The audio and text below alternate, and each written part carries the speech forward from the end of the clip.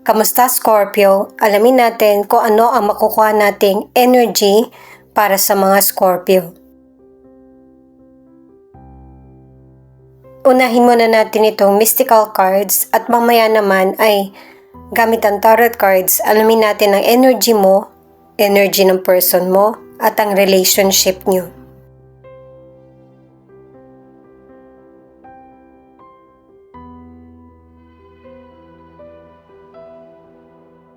Itong mga cards mo ay very positive kasi kung meron kang gustong simulan or naiisip na plano, ay aksyonan mo na ito. Magiging fruitful kung ano man yung mga bagay na sisimulan mo at saka kung ano man yung mga bagay na hadlang o kaya problema mo ay masusolusyonan. Magandang kombinasyon ito. Hindi mo kailangan mahiya o mag-alinlangan sa mga gagawin mong hakbang. Itong mga cards na ito ang nagsasabi na may swerte na paparating sa iyo. Mga opportunities na mas magpapaunlad sa iyo. Kung ano man yung pinaplano mo or nais mo, patungkol man ito sa karir mo, sa negosyo, sa love life or wishes, magiging maganda ang bunga at resulta. Pero syempre, kailangan ng pag-aksyon. Hindi pwedeng naghihintay ka lang. Para alam ng universe kung kailan niya maibibigay sa'yo yung opportunities.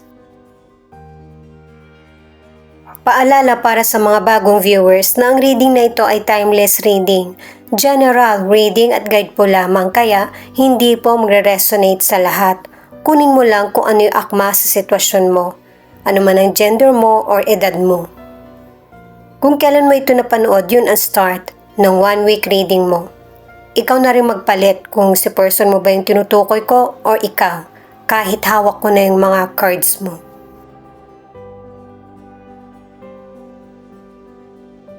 Page of Swords, Queen of Pentacles, The Fool. Ito yung mga cards mo. Katulad ng sinabi ng naunang cards na merong bagong sisimulan, bagong buhay. Pwedeng magsama na ang ilan sa nasa relationship or kung single ka, magkakaroon ka ng bagong karelasyon. Yung opportunity manggagaling sa person na may kaalaman na patungkol sa mga pinaplano mo. Pareho kayo ng nasa isip. Sa career o negosyo, posibleng nag-a-apply ka pa lang o nagsisimula ka pa lang. May taong mang sumuporta sa'yo, meron ka pa ring ambag sa mga sisimulan mo. Aanihin mo lahat ng pinaghirapan mo. Halimbawa, nag-aral ka, natapos mo ito, meron kang magiging magandang trabaho.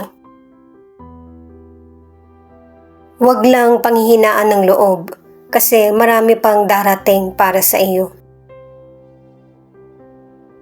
At meron ding taong susuporta sa iyo para mas marami ka pang malaman. Sa mga single or nasa relationship, ang ilan sa inyo, sa ngayon, mas gusto mo munang maging single. Dahil sa mas nagiging busy ka sa karir mo or negosyo. Nag-e-enjoy ka. Pero sa lugar na ginagalawan mo, sa school, sa trabaho o kaya sa negosyo, doon ka makakakilala ng potential person. Sa relationship naman, napaka-responsable mo sa family o kaya sa relasyon. Kahit na busy ang ilan sa inyo, iniisip mo pa rin kung paano magkakaroon ng oras sa inyo ng person mo. Posible rin na ang ilan sa inyo, nag-iisip ka ng regalo para sa person mo. Maybe dahil sa nagkaroon ng promotion o kaya birthday niya. or dahil sa malapit na kayo magkaroon ng anniversary. Ang ilan, may celebration talaga na pinaghahandaan. Ito naman yung cards para sa energy ng person mo. Pero kahit hawak ko na yung cards niya, posible pa rin na ipakita yung energy mo. Nine of Pentacles, Queen of Swords, Three of Wands. Pakiramdam ko sa cards ng person mo, successful naman siya katulad mo din. May maganda kayong teamwork. Pero merong personal problem itong person mo.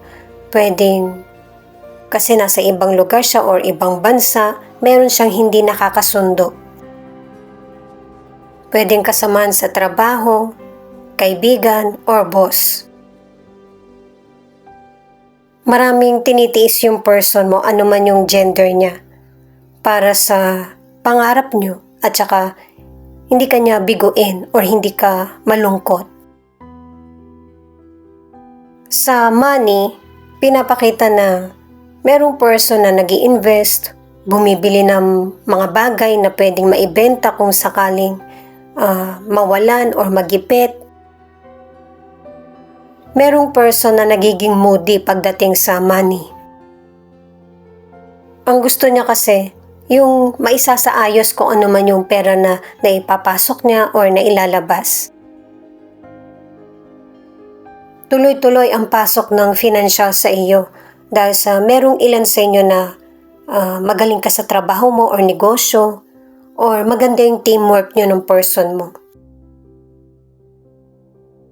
Ang ilang single, sa totoo lang nasa tamang edad ka na ano man ang gender mo. Pero, hindi ka pa rin makahanap ng taong yung bang mamahalin mo. Kasi may ilang single na masaya ka naman sa pagiging single mo. Naka-4 na cards na nga. At saka masaya ka sa buhay mo, hindi dahil sa mga nakukuha mo, kundi sa kung ano yung meron ka dahil kontento ka. Ang ilan sa inyo sa relationship, mature ang relasyon na nangyayari sa inyo ng person mo.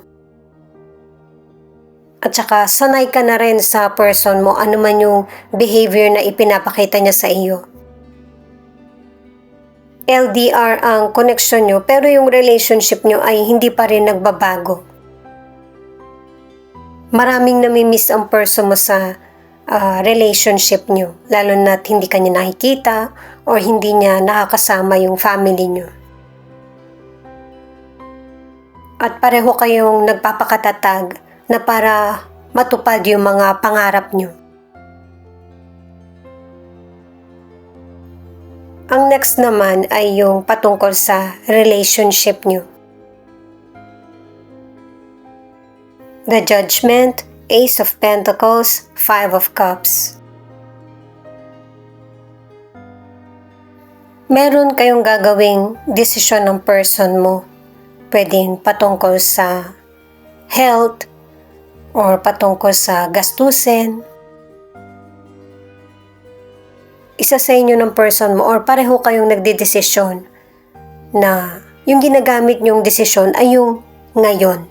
Hindi sa kung ano yung nagawa nyong desisyon na tama sa nakaraan.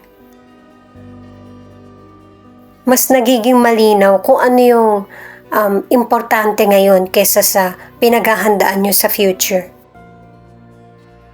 At yung mga magiging desisyon nyo ng person mo ay hindi nyo pagsisisihan. Katulad ng desisyon nyo na magpursige, kaya meron kayo na pagkukuhaan ngayon. Sa kung ano man yung problemang kinakaharap nyo sa money.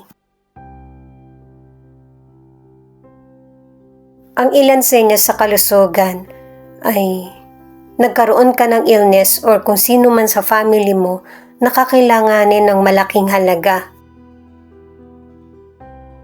Merong improvement na magaganap sa kalusugan. Ang ilan sa inyo nagkakaroon ka ng iba't ibang problema lalo na sa money at masyado mo tong dinaramdam. At hindi ito nakakabuti sa kalusugan mo kaya iwasan na malungkot ng sobra para makaiwas ka sa depression or stress. Huwag mong paghinayangan kung ano yung nawalang financial sa'yo. Alalahanin mo kaya nagkaroon ka ng magandang income. Yun ay dahil sa mga diskarte mo. Ikaw yung pinaka-utak kung bakit ka naging maunlad. Para sa ilang single, binibigyan ka ng pagkakataon ng universe na para ma-in love. Pinapayuhan ka ng mga cards na huwag ka kaagad humusga dun sa person. Kilalanin mo siya or maging magkaibigan kayo. Piliin mo yung taong pareho mo ng hilig. Yung makakasundo mo kaysa sa mag-isip ng negatibo. Ang ilang nasa relationship naman, ang advice ng mga cards ay kung meron kayong pinagdaraanan ng person mo, hindi makakabuti sa inyo yung magsisihan. Kasi meron mang pagdaanan ang relasyon nyo ng person mo ay maibabalik nyo pa rin yung secure at committed na relasyon. Alamin naman natin sa mystical cards kung ano ang feelings ng person mo na pwede rin ipakita kung ano yung feelings mo. Kasi connected kayo sa isa't isa. Itong person mo, nag-iisip siya ng pangmatagalan na relasyon. Kaya ang ilan sa inyo ay nagsama na o kaya nagpaplano na magpakasal. Sa unang card, pinakita na ito na ayaw kang biguin ng person mo sa mga nasabi niya sa'yo or naipangako. Kasi gusto ng person mo na mamuhay kayo ng tahimik at saka yung makita kang masaya. Kung may mga panahon na or situation na hindi mo maunawaan sa person mo kasi meron siyang personal issue na hindi niya na gusto pang ipaalam sa iyo. Yun lang minsan hindi niya kayang maitago. At paalala ng card na ito na ang relasyon nyo ay guided.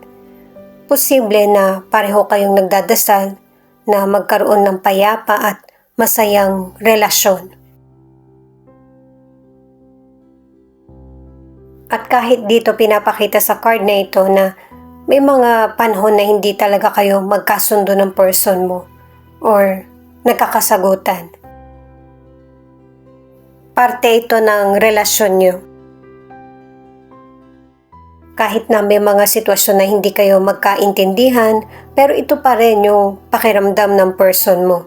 Yung feeling niya blessed siya. Kasi hanggang ngayon, kayo pa rin yung magkasama. Feeling lucky din siya kasi ikaw yung nakarelasyon niya. Itong card na ito ang nagsasabi na mas tinatrato mo ng maayos yung person mo. Nagbibigay ka rin ng oras sa kanya, pero yung person mo hindi makapagbigay ng panahon. At feeling niya, kulang yung effort niya sa iyo. Pero sa totoo lang, yung andyan siya at magkasama or buo pa rin ang relasyon nyo ang mas importante. At sa mga cards pinapakita na walang nagiging sobra, wala ring nagiging kulang kasi pareho kayong marunong bumalanse. Ito yung ilan sa 12 zodiac sign na nangunguna sa reading na ito. Cancer, Virgo, Aries, Sagittarius, Scorpio, Taurus, Pisces, Capricorn. I-add ko lang para sa ilang single, kaya hindi ka nakikipagrelasyon kasi meron ka talagang gustong person na hindi mo pwedeng makarelasyon or hindi na talaga kayo pwedeng magkita pa. At sinisisi mo rin ang sarili mo kung bakit pinakawalan mo pa siya.